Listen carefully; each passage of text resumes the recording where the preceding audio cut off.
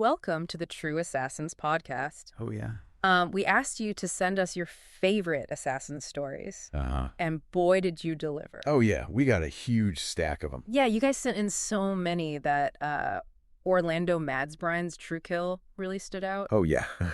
And we had to, dive deep into some of these crazy stories. Oh, yeah. So today we're going to unpack two of the wildest ones Yep. that really just hit that sweet spot of, technology and death and, ego. You know, I think what Madsbrine does so well in these stories is he takes assassination Yeah. and, flips it on its head, you know? Yeah. He takes us beyond, the classic tropes. Right. Like the guy with the sniper rifle. Yeah. You know, or the poison, Right. you know, in a martini glass. The shadowy figures in the dark alley. Exactly. Yeah. Exactly. Yeah.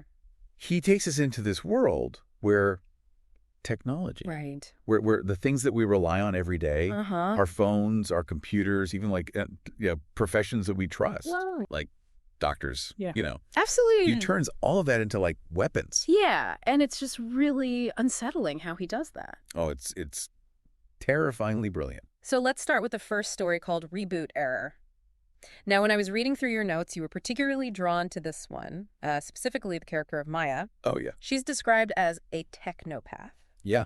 So when you first read that, what went through your mind? Well, what's really interesting about the way Madsbrine describes this, you know, he's not just saying that she's good with computers. Right. Right. She's not just a hacker or something. Right. It's she's got this direct mental connection with technology. Okay. Imagine if you could just think Yeah. and change the traffic lights as you're driving up to them, or cause a power outage in your neighborhood, Oh my God. you know, or even mess with medical devices, That's scary. pacemakers. You know, it's really creepy. Yeah, it's it's a world where the digital and the mental are just intertwined, Yeah. and it can be used for really messed up things. Oh, absolutely. So Maya, she's not content with just controlling technology. Right. She wants to actually upload her consciousness Yeah. into the internet. Straight up transhumanism. Yeah. What do you think about that when you read that?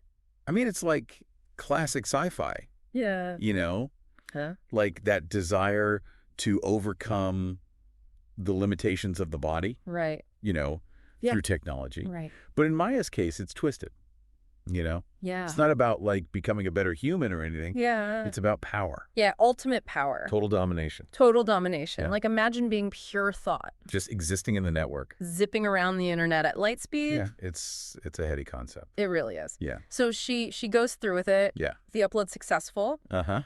But then Madsbrine throws this curveball. He introduces this digital presence. This is where it gets really wild. Right. Yeah. It's almost like an immune system Yeah. Like an antivirus for the internet. for the entire internet. The whole thing, yeah. Okay, when you read that, did that spark any real world connections for you? You know, it's funny because he doesn't describe it as a program, Right. you know, Yeah.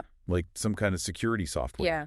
It's more like a force, Oh. something fundamental, Okay. like an emergent property of the network itself. So how our bodies have ways of fighting off viruses. Exactly. The internet has its own way of fighting off Like a natural defense mechanism. intruders. Yeah.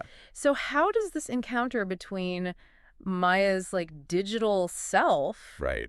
and this internet antivirus play out? It's brutal, man. Yeah. It's like a silent deletion. Oh, wow. No warning, no fight back. So she can't hack it?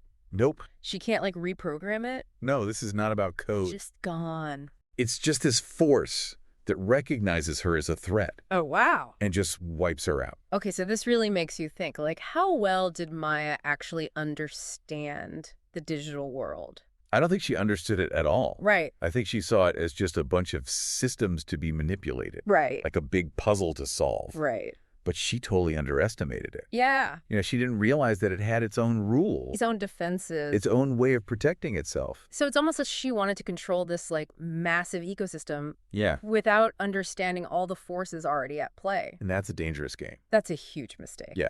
So then the story shifts back to the real world. Right. They find Maya's body. Uh-huh. And here's the kicker. Her victims, they all died from random tech failures. Oh, yeah. Right. Like freak accidents. Freak accidents. Yeah. Car crashes, power outages, pacemaker malfunctions. Nobody suspects a thing. It's chilling how effective that is. It's the perfect crime. Trace. No trace. I mean, it really makes you wonder, in our world, Yeah. how many of those like little glitches and failures are just that, or if there's something more sinister behind them. Right. It's like a thought that just sticks with you. It's unsettling. It really is. Yeah. And then that ultimate twist. Oh, yeah. Like the thing that really gets you is that it wasn't the cops. Right. It wasn't some rival hacker. It was the internet itself. That took her down. It was the ultimate assassin. Yeah. What do you think Madsbrine's trying to say with that?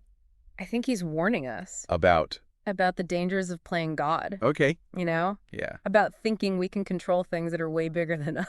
That we don't fully understand. Exactly. All right, so let's move on to the second story you pick out from True Kill. Okay. The Final Incision. Ooh, this one's a doozy. This is a really messed up one. Yeah. It features a character named Dr. Moreau. Oh, yeah. Who's a surgeon by day. Assassin by night. Yeah, he's a real piece of work. When you first met him in the pages of this story, what was your impression? You know, right away you get this sense that he's a narcissist. Okay. Like a major one. Uh-huh. He sees the operating room as his studio. Oh, wow. And the scalpel as his brush. Oh, my God. He's not just a surgeon. He's an artist. Oh. A twisted one. So not treating patients? No, not really. Like canvases? More like sculpting clay. Yeah. What is his signature? Oh, this is the really messed up part. Okay. After he's done operating on his victims, he leaves them with this grotesque smile.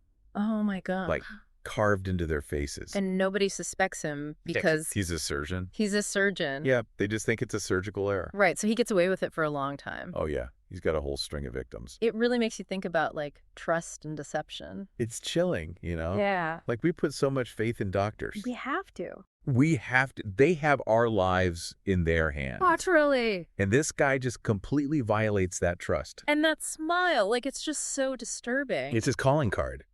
It's like a mockery. Yeah, like a twisted joke. So who is his next target? This is where things get personal. Yeah. He decides to go after Detective Carter's wife.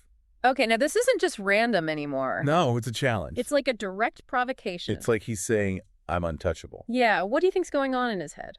I think he's lost it. Yeah. He's completely consumed by his own ego. Like he believes he's above the law. Oh, absolutely. So he performs the surgery on Carter's wife. Yeah. And Madsbrine really, like, lingers on that final incision. Yeah, he describes it in detail. Moreau's satisfaction as he creates that smile. It's sickening. Yeah, what does that tell you about him? I think he's a psychopath. Yeah. He's completely devoid of empathy. He doesn't see her as a person. No, she's just an object to him. A canvas for his art. A way to express his twisted vision. So then the tables turn. Yeah, this is where it gets good. Moreau's in his operating room. And he's suddenly paralyzed. Can you imagine? Can you imagine? The terror. The hunter becoming the hunted. Oh, my God. Yeah, and then he sees him. Detective Carter. Just watching him. Oh, yeah. It's like this perfect role reversal. Such poetic justice. The guy who was so in control is now completely helpless. At the mercy of the man he wronged. So Carter doesn't say much. No, but his presence is enough. He's just there. Yeah. Menacing. And he makes a comment about Moreau's memento. Yeah. And who truly holds the power? Chilling. Chilling. What do you think's going through Moreau's mind right then? I think he knows. Yeah. He knows what's coming. It's like that realization of the trap he's in. Yeah, he's not the puppet master anymore. He's the puppet. And he's about to get his strings cut. And then the climax. Oh, man. Moreau feels it. The smile spreading across his own face. Oh, gosh. He's become his own masterpiece. The irony is brutal. It's a fitting punishment. It's his horrifying reflection. What is his own cruelty? Yeah. So the story ends with the scalpel descending and Moreau's smiling corks. A permanent reminder. A warning. Yeah. These two stories that you brought to our attention from Orlando Madsbrine's True Kill. Yeah. They really get under your skin. They do. They make you think about the dark side of technology. And the human psyche. What really stood out to you? You know, it's the unintended consequences. Yeah. Maya trying to control the digital world. Right. But getting wiped out by its defenses. Yeah. Moreau reveling in his power over his patients. Yeah. And then becoming a victim himself. It's like they both flew too close to the sun. And got burned. So in this world where we rely on technology more and more, what other unseen forces might be out there? Right. Like, what other immune systems are we messing with? It's a scary thought. What happens when the creator Yeah. becomes the creation? Or the artist becomes the art. Like in the most horrifying way imaginable. Yeah, Madsbrine stories really make you think. They do. They really make you think about the hidden complexities of our world. And the potential for our own hubris to destroy us. So there you have it, 2 tales from Orlando Madsbrine's True Kill that explore the dark intersection of technology and death. What are your thoughts? What resonated with you? Let us know, and be sure to rate and follow the True Assassins podcast for more addictive cloak and dagger stories.